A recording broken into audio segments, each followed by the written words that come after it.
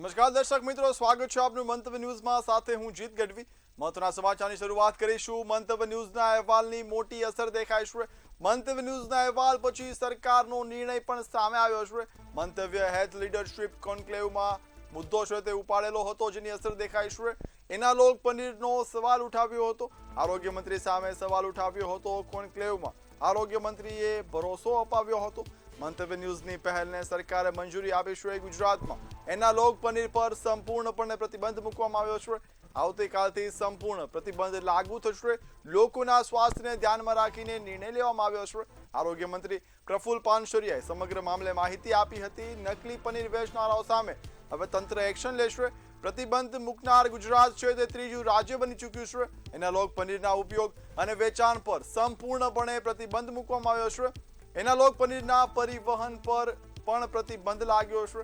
Analogue paneer dairy product પર પ્રતિબંધ લગાવવામાં આવ્યો છે.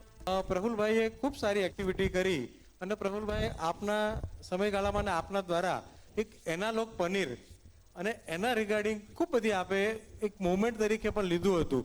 તો એ એનાલોગ પનીર વિશેની આપણી જે મુવમેન્ટ હતી અને એના વિશેનું આપણું જે કાર્ય હતું એ અમારા દર્શક મિત્રોને આપ માત્ર એનાલોગ પનીર નહીં, ડુપ્લિકેટ બનતી દરેક વસ્તુ પર અમે ફોકસ કર્યું છે. જ્યાં જ્યાં અમને એની માહિતી મળે છે એટલે ડાયરેક્ટ અમે રેડ કરીએ છીએ. એનાલોગ પનીર આમાંથી બધા જ ખાતા હતા.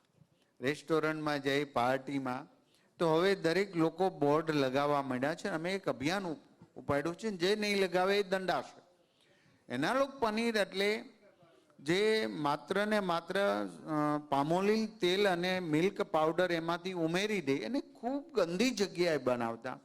800 કિલો એક ડેરી અમારા સુરતમાં વેચતી હતી. જે પનીર ખાવાથી તમને કશું જ ફાયદો નથી થવાનો.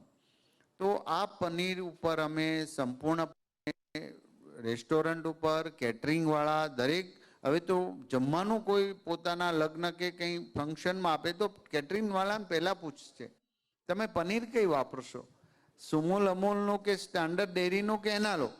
તો હવે આ જાગૃતતાથી લોકો સુધી આ અભિયાન પહોંચ્યું છે.